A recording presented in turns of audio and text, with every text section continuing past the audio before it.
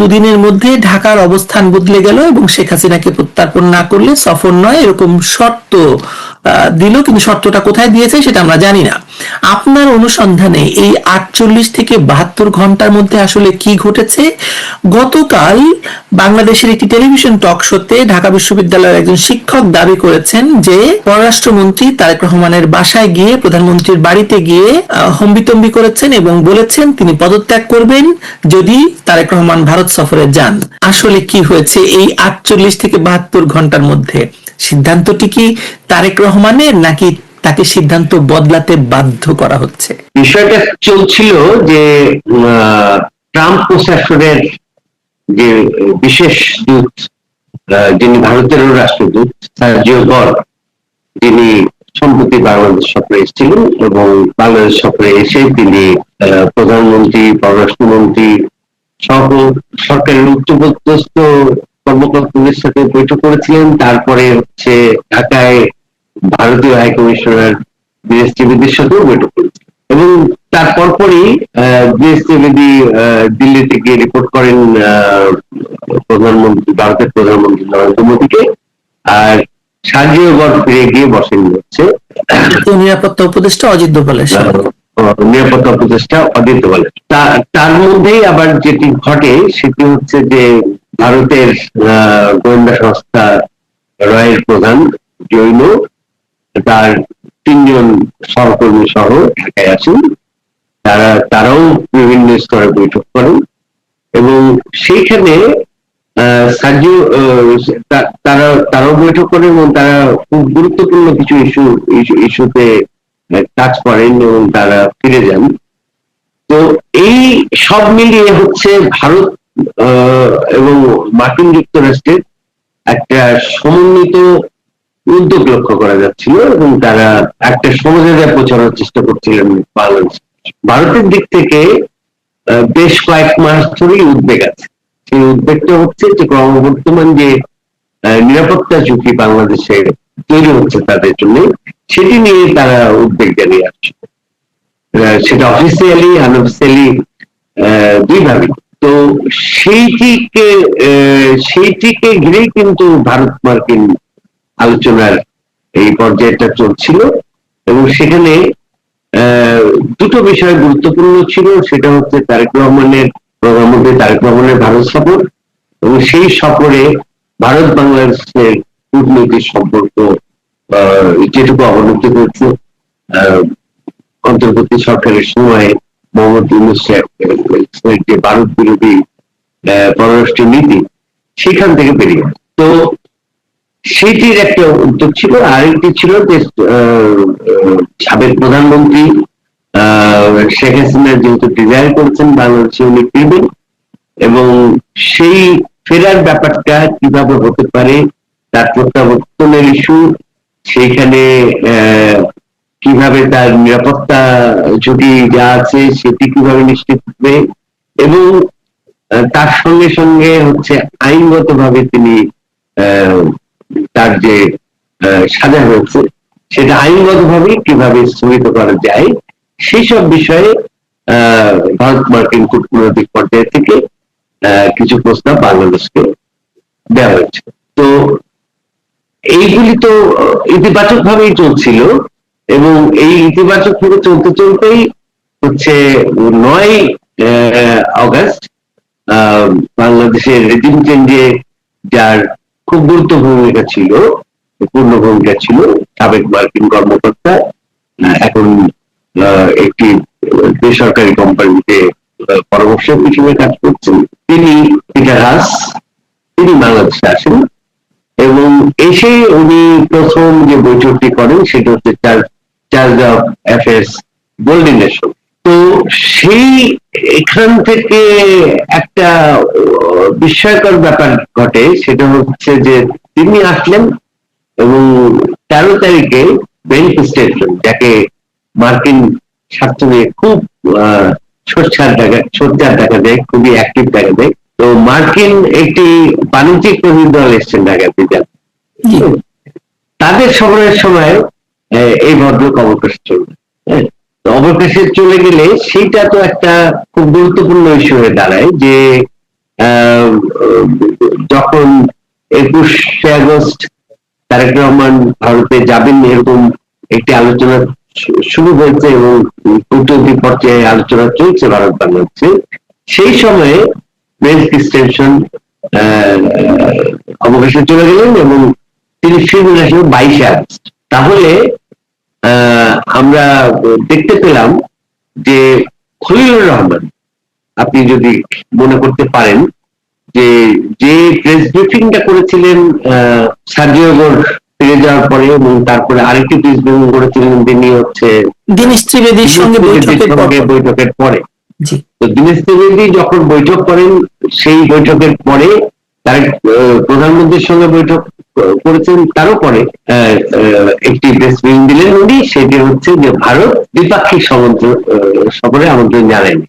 জি, কথাটা কিন্তু সত্য ছিল না, কারণ ভারত কিন্তু সেই প্রথম দিনই নির্বাচনের পরপরই জি, যখন স্পিকার এসেছিলেন বা লোকসভা, তো তখন এবং তারপরে দীনেশ ত্রিবেদী যখন সাক্ষাৎ করেছেন তখন দ্বিপাক্ষিক সফরের আমন্ত্রণ জানি। তো এই দ্বিপাক্ষিক সফরের বিষয়টা যখন প্রসঙ্গ তোলা হলো, তখন হচ্ছে ভারত কিন্তু খুব দ্রুত আপনার দ্বিপাক্ষিক সফরের আমন্ত্রণ জানালো, যেহেতু তার আগে প্রধানমন্ত্রী তারেক রহমানকে ব্রিক্সের সম্মেলনে আমন্ত্রণ জানানো হয়েছিল ভারতীয় প্রধানমন্ত্রীর পক্ষ থেকে সেপ্টেম্বরে।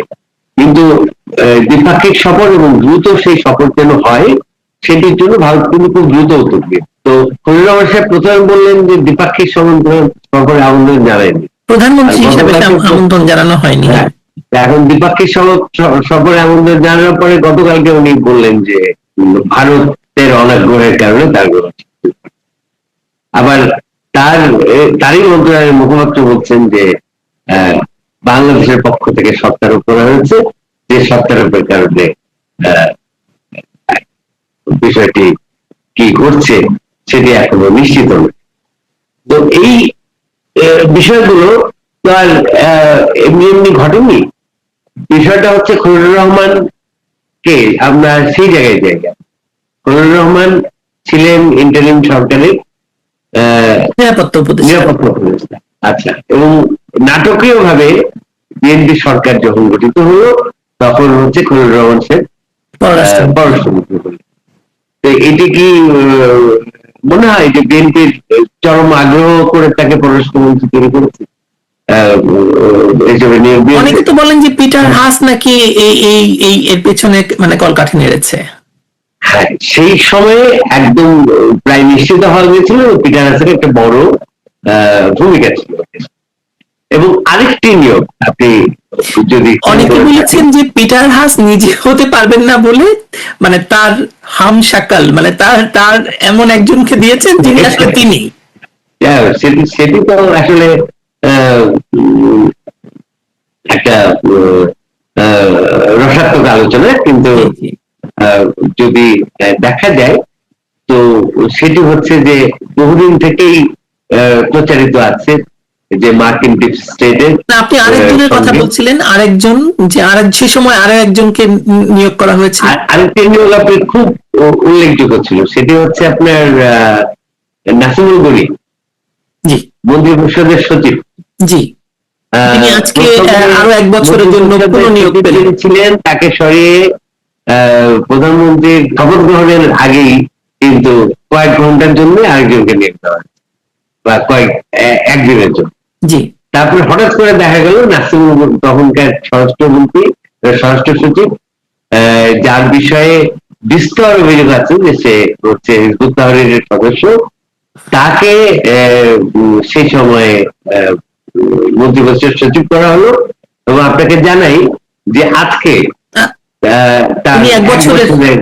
আবার চুক্তিভিত্তিক নিয়োগ পেয়েছে। তো এই দুটো নিয়োগ এর ব্যাপারে বিএনপি সরকারের খুব আগ্রহ আছে এরকমটি পরিষ্কার ভাবে ব্যাখ্যা পাওয়া যায়। তো এখন প্রসঙ্গটা হচ্ছে মার্কিন দ্বৈত নীতি কাজ করছে, যে ধরুন যে ট্রাম্প প্রশাসনের বিশেষ দূত তারা কাজ করছেন ভারতের সঙ্গে যে ভারতকে তারা সঙ্গে নিয়ে কাজ করছেন, যে কিভাবে ভারতের যে নিরাপত্তা ইস্যু বাংলাদেশের সঙ্গে এবং ভারত বাংলাদেশের যে আহ, সম্পর্কের কিছুটা সমস্যা তৈরি হয়েছে, সেগুলো থেকে কিভাবে বিষয়টাকে বের করে আনা যায়। আর এদিকে আহ, আরেকটি প্যারালাল বিষয় দেখা যাচ্ছে যে সাবেক কূটনীতিক পিটার হাস বারে বারেই বাংলাদেশে আসছেন। হ্যাঁ, তার একটি কাভার পরিচয় আছে যে উনি একটি বেসরকারি প্রতিষ্ঠানের পরামর্শক, কিন্তু একটু ভেঙেই বলেন, তেল এই কাভার পরিচয়ের বাইরে তিনি আসলে কে, সেটি আসলে দেখার বিষয়। তো এবং তাকে খুব গুরুত্বপূর্ণ ভূমিকায় দেখা যাচ্ছে, আলোচনায় দেখা যাচ্ছে, এবং এই যে মার্কিন প্রতিনিধি দল বা বাণিজ্যিক প্রতিনিধি দল, সেটির সঙ্গেও কিন্তু পিটার আসছিলেন, এবং প্রধানমন্ত্রীর সঙ্গে বৈঠকের সময় পিটার আসছিলেন।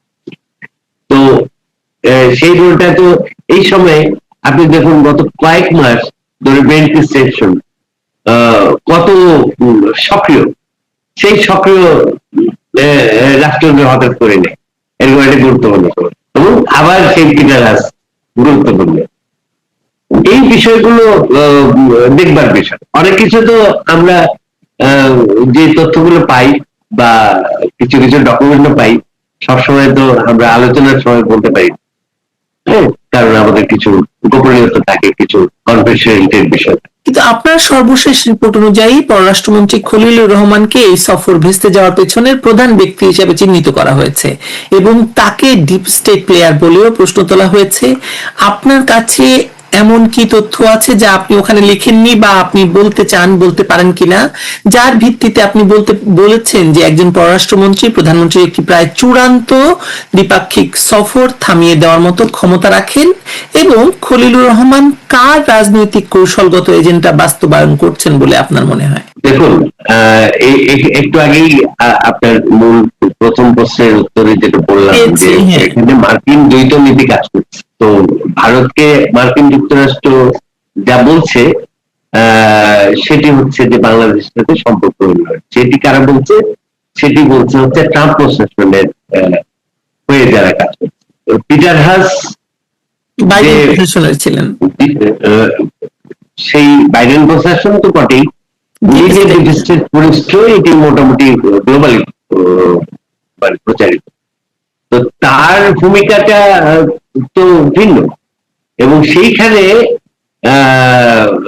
বারবার বাংলাদেশকে আবার মার্কিন যুক্তরাষ্ট্রের এই গোত্রের লোকরা বলছে যে তুমি ভারতের সাথে বার্গেন করো। ভারতকে তারা বলছে যে একটা ইতিবাচক নেগোসিয়েশনে যাও, আর বাংলাদেশকে তারা বলছে যে বার্গেন করো। তো সেটি একটা জটিল অবস্থা তৈরি করছে না? সেই জটিল অবস্থা থেকে কাকে দিয়ে করছে? খলিলুর রহমান নিশ্চয়ই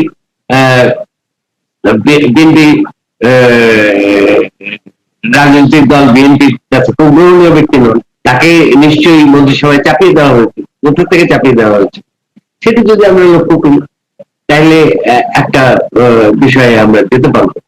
এবং খলিলুর রহমানের নানান সময়ের নানান ভূমিকা আছে, যে ভূমিকাগুলো মার্কিন ঘনিষ্ঠ ভূমিকা হিসেবে দেখা হয়ে থাকে। এবং এই মুহূর্তে খলিলুর রহমান হচ্ছে যেহেতু জাতিসংঘ সাধারণ পরিষদের সভাপতি, সুতরাং তার একটা বড় কাজ আছে, সেটি হচ্ছে প্রধানমন্ত্রী তারেক রহমানের নিউ ইয়র্ক সফর আগামীতে যেটি পরিকল্পনায় আছে, সেটি হচ্ছে সাধারণ পরিষদে, জাতিসংঘের সাধারণ পরিষদে যাওয়া। তো সেটি তো সেপ্টেম্বরে। হ্যাঁ, শুধু প্রত্যেকটি বিষয় কিন্তু ইন্টারলিঙ্কড, একটি সঙ্গে আরেকটি ইন্টারলিঙ্কড। খলিলুর রহমানের যথেষ্ট চাপ প্রয়োগ করার ক্ষমতা আছে বলে ধারণা করা যেতে পারে। হ্যাঁ, তবে আমি শুধু ধারণা বলছি না, আমরা কি তাহলে এরকম একটা ধারণা কি করতে পারি যে হয় আমেরিকা আসো না হলে ভারত যাও, দুইটা হবে না, এরকম কিছু কি? সেরকম একটি চাপ থাকতে পারে। হ্যাঁ, এবং এই কিন্তু আমি আবারও বলছি যে এখনো কিন্তু সিদ্ধান্ত আপনার মতে এই খেলাটা খেলছেন পিটার হাস বা ডিপ স্টেট। শেখ হাসিনাকে প্রত্যার্পণের যে দাবি মানে বাংলাদেশ সরকার ফেসবুকে করছে, বিভিন্ন জায়গায় করছে, সেটা সরকার তো আগেও করেছে, ভারতও বলে আসছে যে বিষয়টি তাদের আইন এবং বিচারিক প্রক্রিয়ার মধ্যে রয়েছে। তাহলে হঠাৎ এটিকে প্রধানমন্ত্রী পর্যায়ের সফরের পূর্বশর্ত বানানো কতটা বাস্তবসম্মত কূটনীতি? আপনি তো কূটনৈতিক রিপোর্টার হিসেবে অনেকদিন কাজ করছেন, বিশেষ করে যখন ভারতীয় পক্ষের সূত্র আপনার রিপোর্টেই বলছে যে প্রত্যর্পণের সিদ্ধান্ত রাজনৈতিক বা কূটনৈতিক ভাবে নয়, শেষ পর্যন্ত আইন এবং আদালতের প্রক্রিয়া নির্ধারিত হবে। তাহলে ঢাকা কি এমন একটি শর্ত দিয়েছে যা দিল্লির পক্ষে রাজনৈতিকভাবে মেনে নেওয়া তো সম্ভবই নয়? তাহলে এর পরিণতি কি হতে পারে আসলে? আমি একটি বিষয় বুঝতে চেষ্টা করছিলাম, আমরা বুঝতে চেষ্টা করছিলাম যে মানে একটা তো প্রতিটি দেশের একটি ফরেন পলিসি থাকে, যে ফরেন পলিসিতে আসলে সরকার পরিবর্তনের সঙ্গে সঙ্গে যে পরিবর্তন হয় ব্যাপারটা তো এরকম নয়, কারণ এটা একটা দীর্ঘ প্রক্রিয়ার মধ্যে। তো আপনি চাইলেই তো ভারতকে প্রতিবেশী থেকে বদলাতে পারছেন না। আপনি ভারতের প্রতিবেশী এবং আপনি চারিদিক দিয়েই হচ্ছে বর্ডার। তো এই একটি দেশের সঙ্গে আপনাকে কিন্তু নানান ভাবেই নানান সম্পর্কে জড়িত থাকতে হয়, কারণ ভারত বাংলাদেশের জনগণেরই সক্রিয় সম্পর্ক। তো সেইখানে এই গত 2 বছরে হঠাৎ করে হচ্ছে পলিটিক্যাল স্টান্ট দেওয়া হয়েছে ইয়ের সময়, আপনার বহুদিন যখন এসছেন। আবার আমরা ওই সময় শুনেছিলাম যে মোহাম্মদ ইউনূস এতটা বলিয়াছিলেন ভারত সফরের জন্য যে উনি একবার আমন্ত্রণ ছাড়াই দিল্লি হয়ে যাবেন এবং দিল্লিতে উনি স্টপ ওভার করবেন কয়েক ঘন্টা, এরকম সিদ্ধান্তের কথাও কিন্তু ওই সময় শোনা গিয়েছে। এবং তারপরে আপনি আপনার মনে আছে নিশ্চয়ই যে সম্ভবত থাইল্যান্ডে বা মালয়েশিয়ায় গিয়ে উনি কিছুক্ষণ সময় পেলেন এবং ভারতের প্রধানমন্ত্রীর সঙ্গে সাক্ষাৎ করলেন। এবং মোহাম্মদ ইউনূসের যত সফর ছিল কোনটাই দ্বিপাক্ষিক সফর ছিল না, বিভিন্ন সম্মেলনে উনি গেছেন এবং বিভিন্ন জনের সঙ্গে উনি সাক্ষাৎ করলেন, এই ধরনের বিষয়টাই ছিল। তো এখন সেরকম একটা সিচুয়েশন আবার দেখা দিচ্ছিল আসলে, যে এই যে বিমস্টেকের সভাপতি হিসেবে বাংলাদেশের প্রধানমন্ত্রী তারেক রহমান নয়াদিল্লি যাবেন, হ্যাঁ, কিন্তু ভারত এটাকে সহজ করে এনেছিল এবং দ্বিপাক্ষিক সফরের আমন্ত্রণ জানিয়ে সেটা একটা ইতিবাচক দেখিয়েছে। এইখানে আপনার হচ্ছে একটা ইস্যু কিন্তু খুব বড় দেখবেন, সেই ইস্যুটা হচ্ছে ভারত কিন্তু উদ্বিগ্ন হচ্ছে বাংলাদেশে অগণতান্ত্রিক শক্তির উপস্থিতি, এবং সেটি কিন্তু মার্কিন যুক্তরাষ্ট্র এবং তাদের অজিত দোভাল এবং সার্জিও গোরের আলোচনায় কিন্তু এটি একটা গুরুত্বপূর্ণ ইস্যু ছিল, অগণতান্ত্রিক শক্তি। তো একটি বিষয় কি খেয়াল করবেন যে যখন রাষ্ট্রপতি নির্বাচনের মানে বিএনপি কাকে মনোনয়ন দিবে এটি প্রায় নিশ্চিত হয়ে গেল, মানে মোহাম্মদ ইউনূসের আর কোন সম্ভাবনা যখন নেই থাকলো না, হ্যাঁ, ঠিক ওই দিন জাতিসংঘের নিরাপত্তা পরিষদ থেকে একটি বার্তা এলো যে বাংলাদেশে আল কায়েদার ঘাঁটি হতে যাচ্ছে এবং সেটি সম্পর্কে জাতিসংঘ নিরাপত্তা পরিষদ সতর্ক করছে, এবং সেই ঘাঁটিটা হচ্ছে কিন্তু ভারতকে লক্ষ্য করছে। হ্যাঁ, তো সেটি তো আরো উদ্বিগ্ন হওয়ার কথা ভারত, কারণ এই রিপোর্টটি তো আসলে লালকেল্লা আক্রমণের যে ঘটনাটা, সেই ঘটনাটি মানে সেই রিপোর্টের ভেতরে এটা একটা অংশ।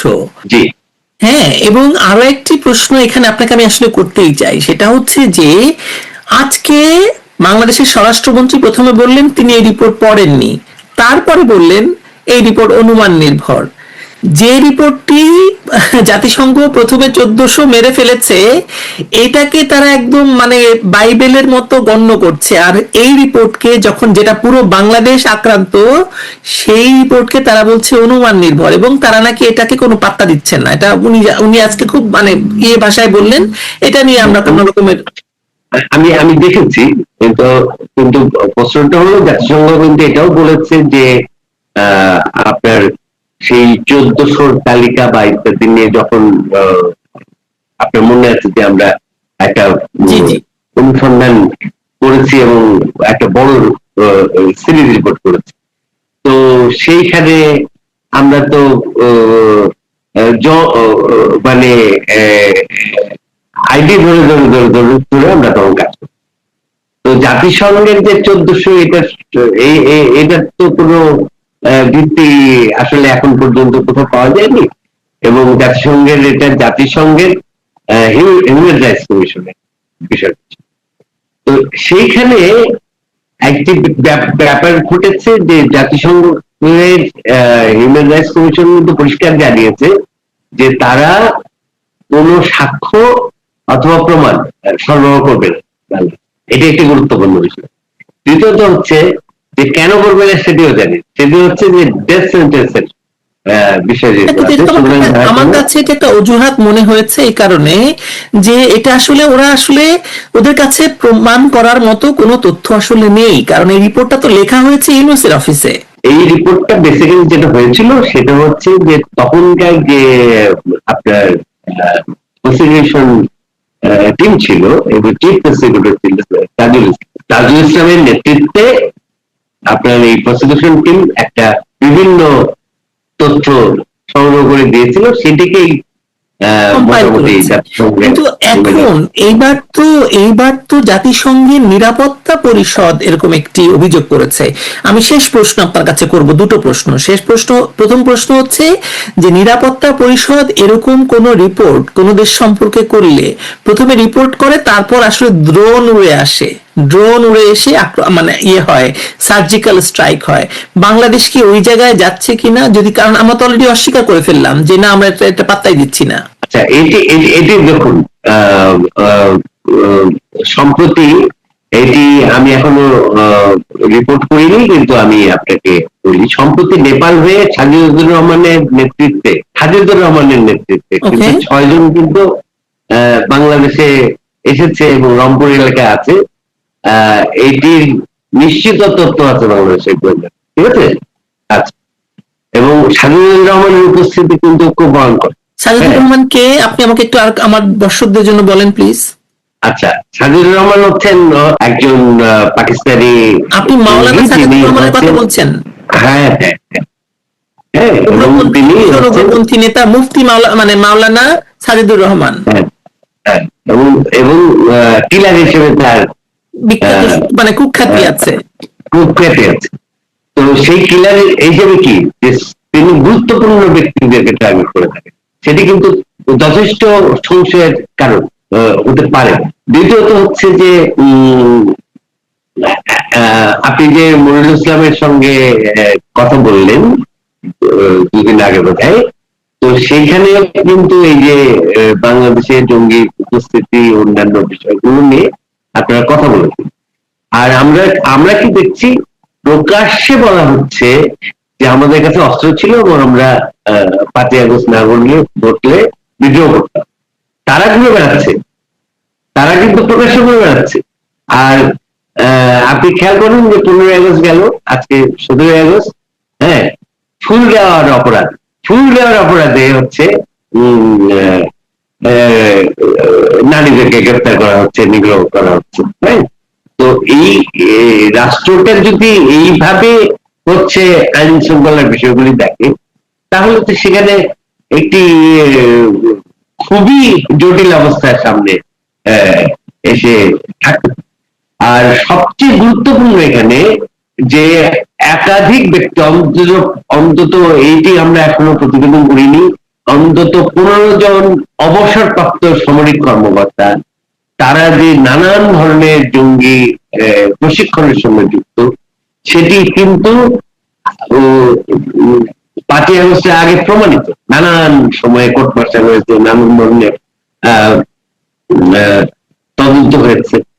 সেই 15 জন কে প্রকাশ্যে নানান ভাবে ঘুরতে দেখা যাচ্ছে। কিন্তু মেজর জিয়াকে ছেড়ে দেওয়ার কথা হচ্ছে, এবং মেজর জিয়া তো আসলে এফবিআই মানে ঘোষিত পুরস্কার ঘোষিত সন্ত্রাসী।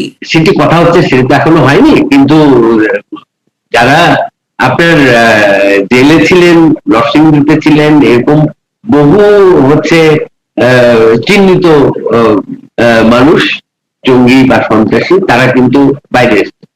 এবং আপনি দেখুন, একটি খুব গুরুত্বপূর্ণ বিষয় করেছে, হ্যাঁ, সেটি হচ্ছে, আমরা তো এখনো ভুলে যাইনি যে 2016 সালের জুলাই মাসে হলি আর্টিজানের ঘটনা ঘটল। হ্যাঁ, সেখানে প্রত্যক্ষ ভাবে পাওয়া যায় যে হ্যাঁ, ট্রেইনড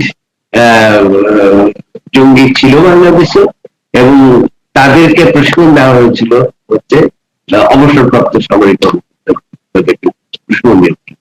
এবং আমরা সম্প্রতি জানতে পেরেছি ধরুন যে আইসিটি, যেটা ইয়েতে আমাদের যে যুদ্ধাপরাধীদের জন্য যে বিচারিক আদালত তৈরি করা, সেটিকে এখন তো তারাই পরিচালিত করছে, তো যুদ্ধাপরাধীদের সমর্থকরাই। তো সেইখানে যে ভয়েস শেখ হাসিনার যেটা উপস্থাপন করা হয়েছে, সেটি লেখানোর সংক্রান্ত একটি বাক্য, সেটি 2016 সালের হলি আর্টিজান ঘটনার দিনে। আচ্ছা আচ্ছা। তো এই বিষয়গুলোকে গুরুত্বপূর্ণ ভাবে ভাবার ব্যাপার আছে, কারণ হচ্ছে একজন চিহ্নিত হিজবুত তাহরীর সদস্য, যিনি বাংলাদেশের মন্ত্রী পরিষদ সচিব, এবং বহু বহু সচিব আছেন এখন যারা আসলেই গুপ্ত সদস্য হিসেবে যাদেরকে চিহ্নিত করা যেতে পারে।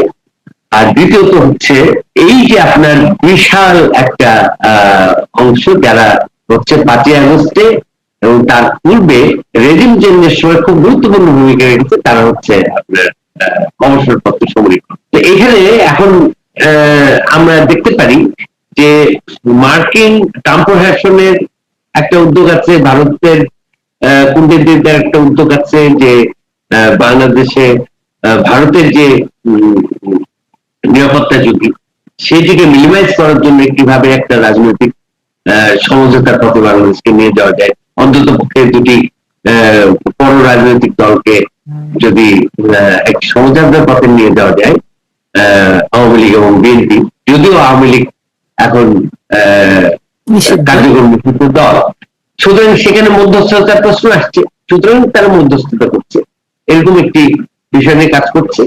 আবার উল্টো দিকে আরেকটি মার্কিন প্রসেস দেখা যাচ্ছে, যেটি আসলে ট্রাম্প প্রশাসনের পক্ষ থেকে নয়। সেইখানে খুব গুরুত্বপূর্ণ একটা ঝুঁকির ব্যাপার আসছে দেখবেন যে সেখানে বোধহয় একটি সামরিক বেসামরিক কোন একটি জটিলতা তৈরির চেষ্টা চলছে সামনে, সেরকমও একটি আলোচনা কিন্তু আছে। এনায়েত কবির, শেষ প্রশ্ন আপনার কাছে, সেটা হচ্ছে যে এই যে টানাপোড়েন, পিটার হাস মানে জয়ী হবেন নাকি সার্জিও গোর জয়ী হবেন? আপনার কি মনে হচ্ছে, প্রধানমন্ত্রী তারেক রহমান ভারত সফরে যাবেন নাকি যাবেন না? আপনি কি অনুমান করা শক্ত, কিন্তু এখন পর্যন্ত যতটুকু জানা যায় যে ভারতের সাথে সম্পর্ক উন্নয়নের ক্ষেত্রে বাস্তব অর্থে প্রধানমন্ত্রী তারেক রহমানের সদিচ্ছা, কারণ ধরুন যে এই যে একেবারে বেশ বড় ধরনের জ্বালানি সংকটের সময় ভারত থেকে তেল আনতে হচ্ছে, নানান ধরনের সহযোগিতা নিতে হচ্ছে। কাঁচামরিচের দাম 300 থেকে 100-তে নামিয়ে নিয়ে এসছেন। আজকে টমেটো এবং কাঁচামরিচের শুল্ক মানে করে মানে কমিয়ে ছড়িয়ে মানে ছাড় দেওয়া হয়েছে। এই এই যে বিষয়গুলো আছে সেগুলি কিন্তু বাস্তব, এগুলি কিন্তু স্টান্ট রাজনীতি দিয়ে হয় না।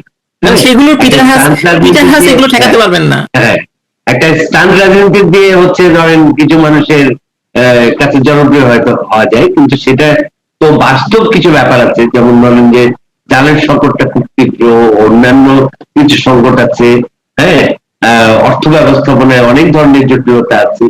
সেগুলি কাটিয়ে উঠতে হলে হচ্ছে